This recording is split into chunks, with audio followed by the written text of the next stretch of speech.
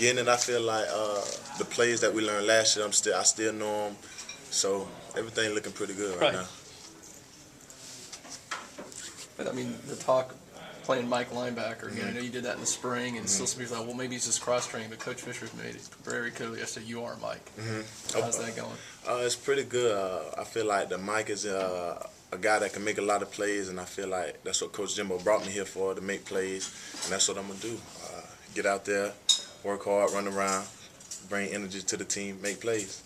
One thing he mentioned is you guys are in a box where you have to do a lot of coverage schemes against some backs and so forth. I mean, is that something that's a strength when you're able to cover people out of the backfield? I feel like it is, just because I'm a smaller guy. I'm faster than the tight end. I can stick with the receiver, so I feel like it'll be no problem for me to run outside with a running back or stand in the box and man up on the tight end. Speaking of tight ends, have you gone up against Nick a little bit? What's that like? 707 during the summer. Oh man, when he first got here, it was crazy. He was catching everything and stuff like that. But now I feel like I got a feel for him and stuff like that. So we're really playing him now. What's been the biggest adjustment, or maybe the toughest part about moving to the middle? Well, really nothing at all. I mean, I played linebackers in high school, and the way we ran our defense, we played inside, outside. Well, really, both linebackers played inside. So running around, making plays, hitting is really all linebackers about. Pads haven't been on yet, but it's got to be nice to have tackles as big as they are to keep lining off of you. I imagine if you're going to be in there. I mean, talk about that impact on you specifically. Well, just the fact that the guys are bigger, that means the offensive line got to hold them up a little bit longer, making sure they don't make too many plays, and that just give me another second, which is all I need, and I'm in the backfield. So I'm loving it right now. The D-line, they awesome right now. I can't complain about it. Now, was part of the conversation you moving to Mike that they'd like you to put on a couple of LBs since you're a little lighter than typical for that position? Of course. Coach Hud was really wanting me to get about 218, 220, something like that. So that's what I'm working on now. Are you there? I'm not saying what the weight is. we just gonna go around and wait till the season, and we're gonna see what happens. Matters, right? Exactly. How is that defensive line? Because we spoke to Nigel the other day, and he said there's some plays where he doesn't even get touched, and he's able to make the plays, and that's the difference, having such a bigger physical defensive line. Well, again, a guy that's been blowing my mind is Timmy, number 8 at nose guard. The guy's an animal already without pads on, so I can't wait to see what he's like with pads on. He'll force, he'll wrecking ball. That's all I have to say about him. And with him, with me at Mike in the middle, we can do a lot of stuff.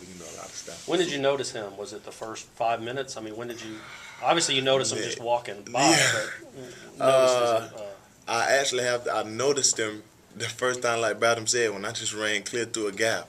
And when I looked back, he was standing right there. I said, "Yeah, Coach, we gotta play him, Coach."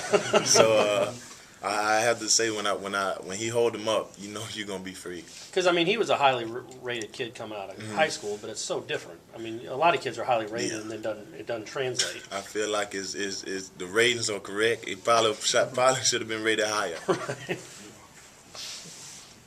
Vince is the guy in the middle. Also, just talk about that competition between you two for that starting role.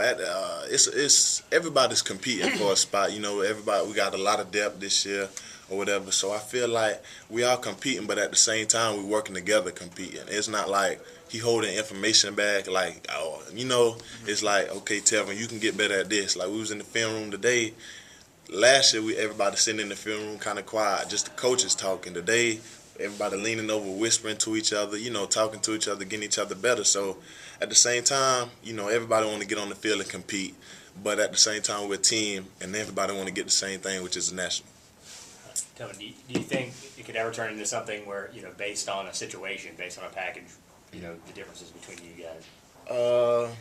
Well, of course, if it's third and long, you probably want a faster guy in there to cover some receivers or whatever. So maybe we'll go into that, but I leave that to the coaches. So that when they want me in, they'll put me in, or when they want me to start, I'll be starting.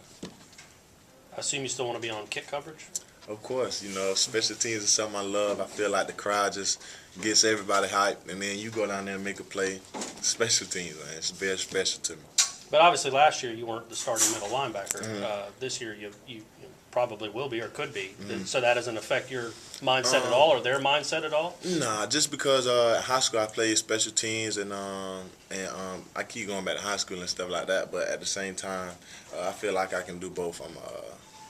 It's just playing football, you know. You got assignments, you have to do it. So. And you like it, right? You Of like course, that I 70-yard head start. Of course, you know. I feel like if I get open in the open field, it's nobody that can stick with me. Is being a vocal leader on special teams a role that you enjoy having or want to be? Of course, I love being a leader, just a team leader in general, just because I feel like that guy is somebody you can rely on.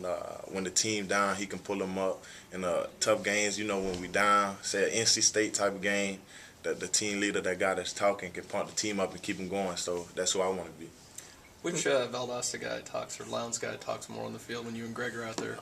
He probably talk more than me right now, just because I let him. You know, he a veteran right now on the team or whatever, and I'm a young guy coming, start trying to get the starting position. So that's what I'm more focused on right now, trying to start, not talking right now. But trust me, you're going to hear me once the season starts. There's not a lot of seniors that contribute big time on this defense. Is that anything you notice as a younger guy? Is there any question who's in charge of this huddle when you get in there? But of course not. Everybody know you got Terrence Parks over the top and you got Bradham in the middle. And those guys, that's much respect to those guys just because they've been in the system. They've been in tough games. They lost, they won. So everybody really look up to them, but at the same time, us young guys are stepping up. We talking.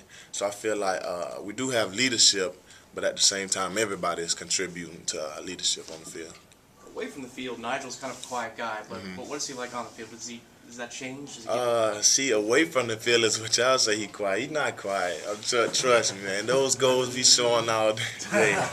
But He's quiet with us. yeah, of course, he's quiet with y'all. But on the field, man, he a guy that a hard worker who gonna keep you focused. You know, when you get out of line, he gonna tell you need to do this and help you out or whatever. So, Bradham, great guy, man. Being the senior, is he a guy that some of the younger linebackers y'all look up to him or look to him to set an example, sort of? Of course, you always have to look to the older guys to follow their steps and actually see what they did and then do what they did better is what I try and do. I see him leading. I'm gonna try and say, okay, I see him step up. I'm gonna step up a notch. So I feel like, of course, we try and follow him and make sure we get better. Some of the freshman running backs, you get a little bit. Obviously, you got to see Devonta a little bit in the spring, and now James Wilder Jr. What do they bring to the table? When I see Devonta, he get the ball and he cut quick. He a quick cutter, so you have to really watch him, and you can't try and overrun him or nothing. So they bring quickness to the team, and Wilder, big guy. We ain't got on pass yet, so I really don't know what to say about hitting him, but I'm definitely gonna put my head on him or whatever and see what he got. And but right now, both of those guys are looking real good, and we're looking for big things out of them. It's a whole different ballgame, though, when the pads come on, right? Of course. You already know that. They doing all this running around, catching slants and stuff. but when we get these pads on, we're going to get a little gator on them or whatever.